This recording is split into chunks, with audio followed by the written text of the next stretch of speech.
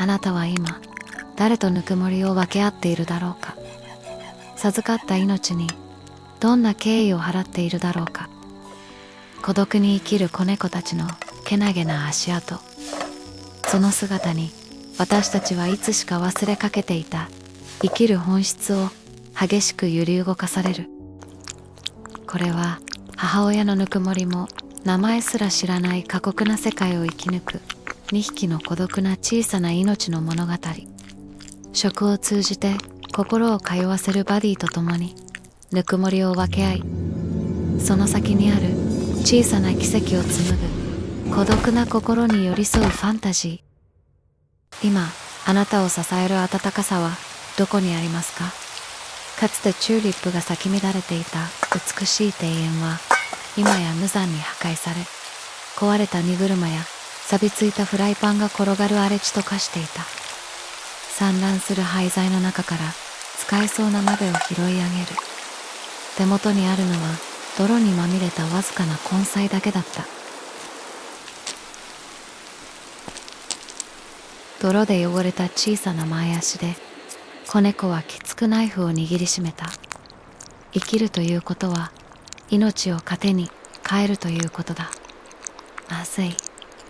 飢えをしのぐため、生き延びるため、知恵を振り絞り火を起こす。そして子猫は取りつかれたように料理の腕を磨き続けた。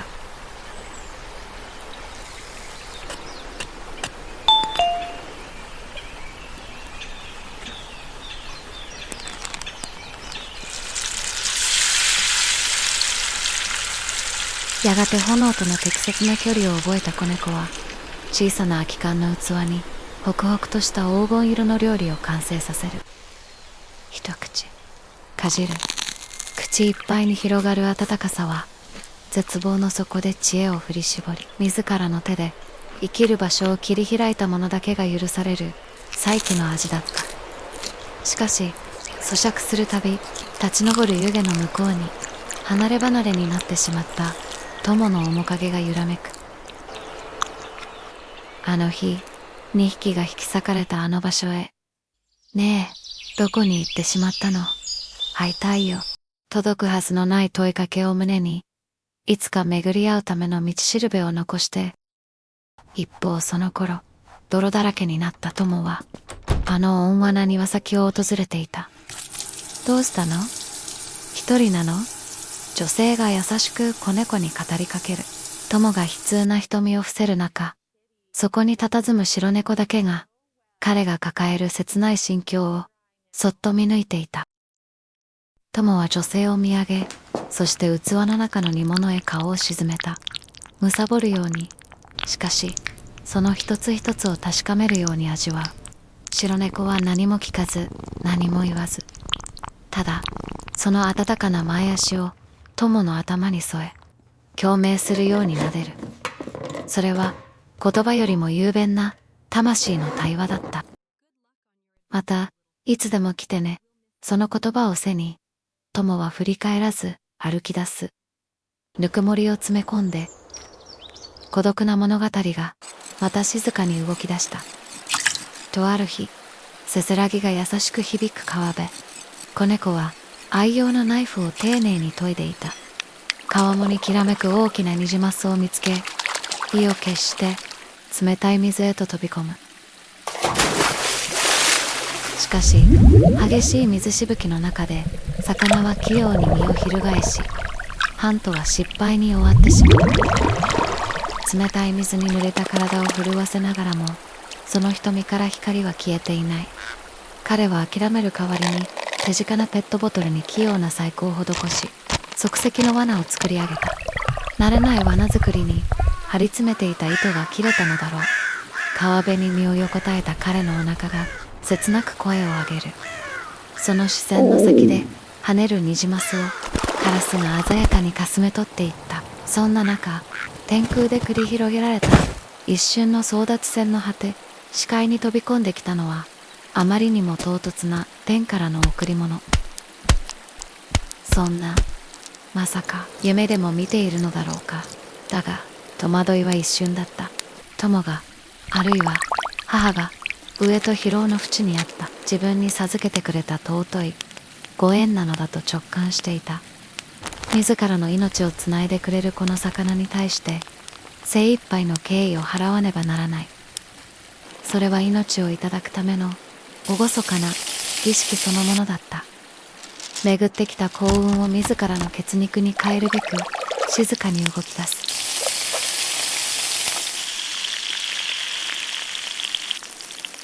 ジューシーな音を立てて黄金色に染まっていく料理をアルミホイルに盛り付け、フライパンに残った旨味のソースをとろりとかける。川辺の特等席に贅沢なムニエルが完成した。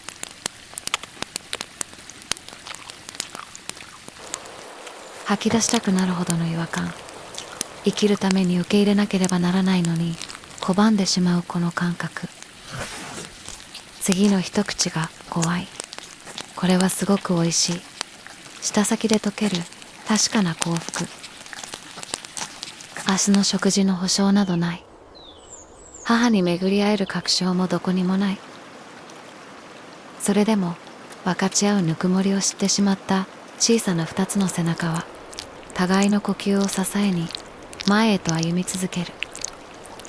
離れ離れになってしまった唯一の道しるべが形を消しつつその姿を消そうとしている。もう二度とあの音色を奏でることはできないのかもしれない。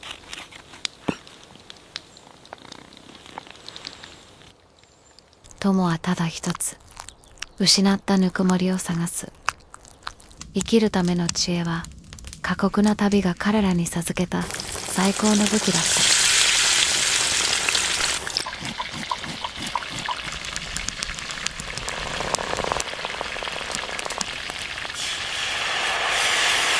ぐつぐつと煮える鍋を見つめ祈りを捧げる。立ち上る湯気の中にかつて共に過ごした晩餐の記憶を呼び起こす。自分の孤独をこの一皿のぬくもりに溶かすように。どれほど世界が変わろうとも、どれほど過酷な旅路が続こうとも、今この瞬間、確かに絆が存在している。まだ温かい。すぐ近くにいる。冷め切った残り香を貪ってきた友の手に今確かな熱が宿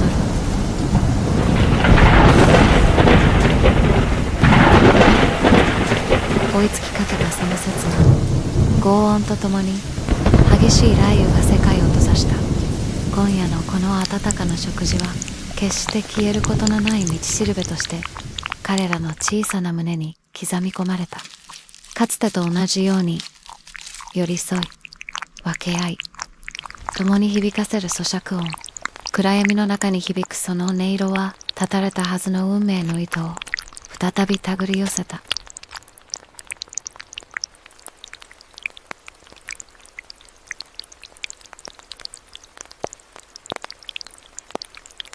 凍てつくような非常な世界を生き抜くため唯一無二のバディとして手を取り合った2匹の小さな命。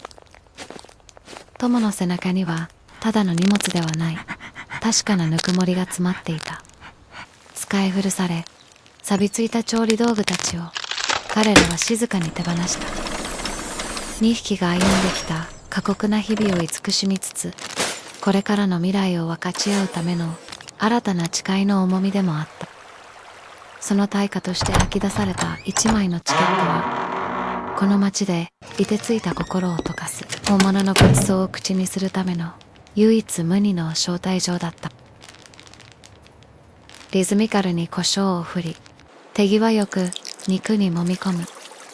ジュージューと音を立て肉の旨みが空気中に弾けた。待ちきれない友へ串に刺さった肉を差し出す。熱々の肉汁があふれ友は至福の表情で目を細めた。友が肉を頬張る傍らで彼は迷わなかった。焼き上がった肉を皿に盛り友の頭の上へ慎重に乗せて歩き出した。目の前には痩せ細りお腹を空かせた黒猫の親子たちがうずくまっていた。温かいうちに食べて。彼はそうささやくように皿をそっと彼らの前へ下ろした。湯気の立つ肉に一斉に群がり、夢中でむさぼり食う子供たち。自分たちの分が減ってしまうことなど、2匹はみじんも気にしていなかった。ただ、目の前の小さな命が満たされていく光景を優しい眼差しで見守っていた。そして、友が動き出す。また、廃棄か。店主が小さくつぶやいた。町が忘れ去ったかつての豊かさに対する諦めだった。友が譲り受けたのはただの糧ではない。そして子猫が優しく腕を振るう。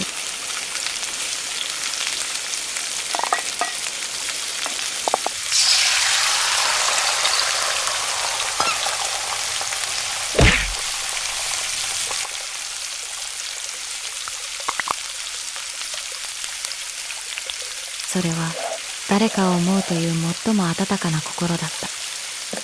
2匹が差し出した無償の優しさが、寂れた精肉店に忘れ去られていた町の心を再び灯し始める。資源を無駄にしない知恵、失敗を糧にする強さ、受けた恩を誰かにつなぐ優しさ、そして異なる存在へと捧げる敬意、そのすべてがまだ見ぬ母へと続く暗い夜道を静かに照らし出していく。その夜、2匹は暗闇の先で凍てついた人間の命と出会う。2匹はためらわなかった。冷たい地面に横たわり、もう二度と立ち上がれないかのような老人の傍らに身を投げ出し、小さなぬくもりを押し当てた。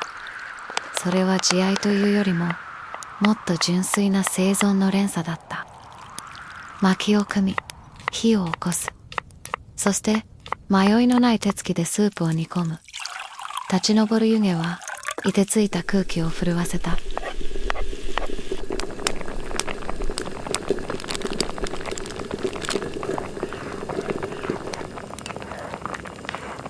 その温かなスープが喉を通り、老人の血管にわずかな熱が巡り始める。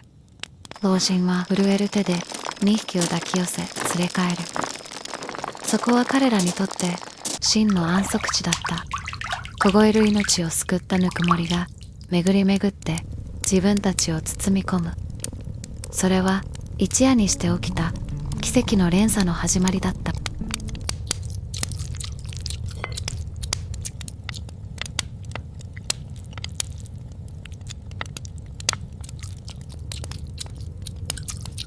穏やかな暖炉の光の中、もう一つの気配が2匹を静かに見つめていた。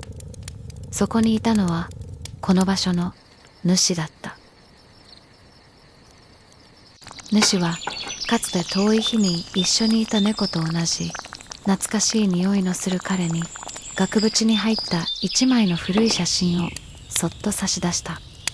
そこに写っていたのは母の面影と遠い日の確かな記憶。優しさが連鎖した奇跡。2匹はまた大切な未来へと歩き出す。紫陽花が鮮やかなグラデーションを描いて咲き乱れる森の奥。そこで出会ったのは木の実を野鳥に分け与える心優しき初めて見る存在だった。その無心で温かな姿に子猫たちの胸に柔らかな共感が灯る。新たな友のために2匹は腕を振るうことを決めた。まな板の上に野菜を並べ、小さな包丁で鮮やかに切り分けていく。トントントンと心地よい音が響く。特製ソースを仕込むその傍らで、友はただそこにいるだけでシマリスの心を優しく解き放っていく。言葉を持たない小さな命の懐へするりと溶け込む不思議な才能。気づけば木漏れ日の下で幼なじみのように無邪気に遊ぶ2人がいた。やがて用意された色とりどりの野菜の皿を囲み、小さな晩餐が始まった。シマリスは嬉しそうに頬袋を目いっぱい膨らませ、夢中で野菜を頬張る。その微笑ましい食べっぷりに2匹の猫たちも思わず目を細め、穏やかな時間が流れていく。木の根元で雨宿りをしていると、新たな友が大きな葉っぱを重ねた特製の傘を掲げた。その行く手を阻むように冷たい雨のカーテンの向こうから現れたのは、鋭い牙を持つ狼の親子という強大な脅威だった。緊張が空気を張り詰める。逃げることもできたはずだ。しかし子猫は怯えることなく、その小さな足で一歩前へ出た。母の面影が導いた優しさと勇気の連鎖は、冷たい雨を暖かな奇跡へと変えていった。未知の森は美しく、そして容赦なかった。好奇心旺盛な瞳を瞬かせ、ざわめく枝の隙間からじっと見つめる影があった。次の瞬間、鋭い風切り音とともに友の体が宙を舞う。気づいた時には太い枝から吊るされていた。絶望に沈みかけた彼らを救ったのは、自然の中で生きる住人たちの息の合った優しい連携だった。危機をくぐり抜けた彼らを待つささやかで豊かな時間。フライパンの底に敷き詰められたのは、猿たちが差し出してくれた宝石のような森の実り。優しい手つきでそっと蓋をするように香ばしい生地を重ねてゆく。散りばめたナッツが焦る香ばしさと溢れ出すベリーの蜜。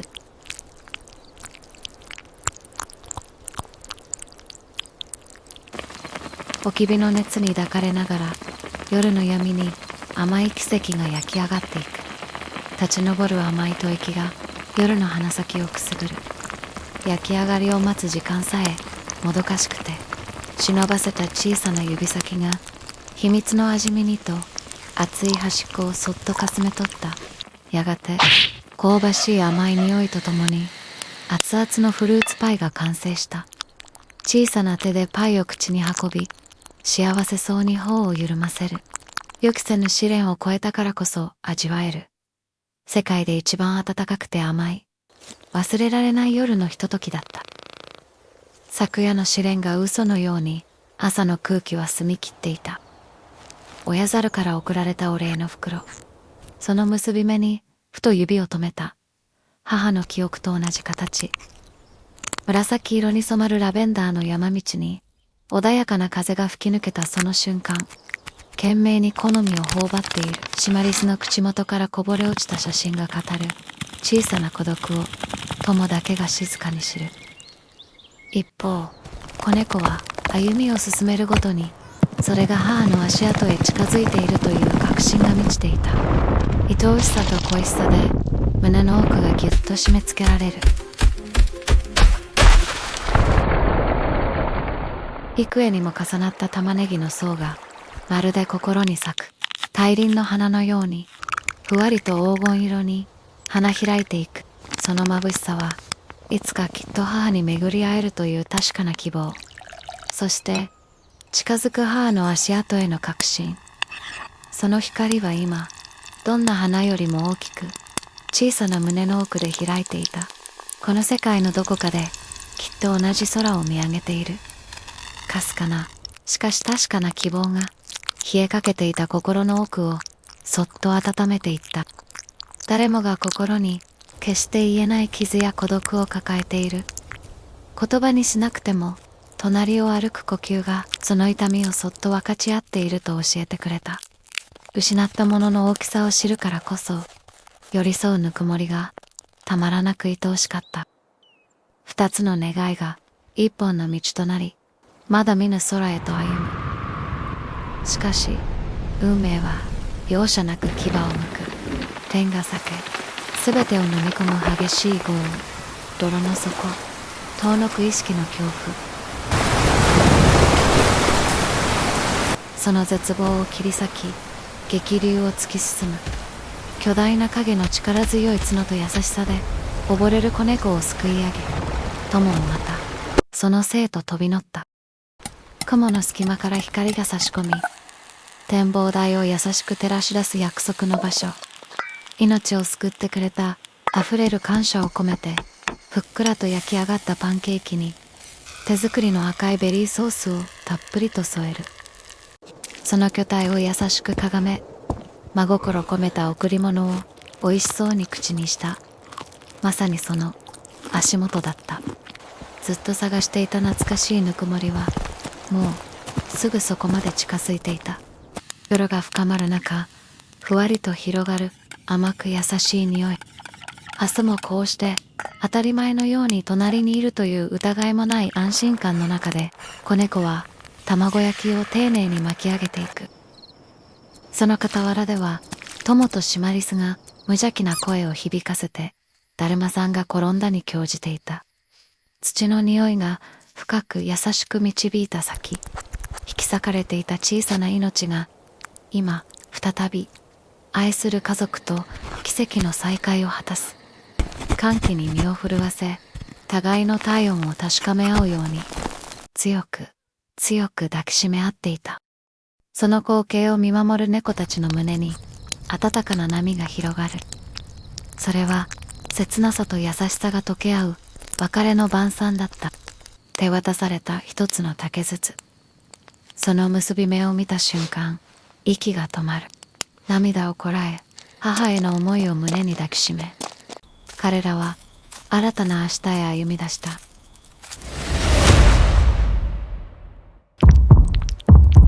我が子を生かすため、彼女は罪を犯した。長い旅路の果て、シマリスの導きで2匹がやっと探し出した場所。その時、育て上げた命の恵みを奪う1匹の泥棒猫。そこにいたのは愚かであまりにも切ない親の愛だった。突如視界を遮る影、張り裂けんばかりの思いをぶつけた2匹の子猫。それは言葉にならない命の叫びだった。ここで語られたのは悲しい真実。そして野良猫親子の途絶えそうな命と意識。たどり着いた結末とは。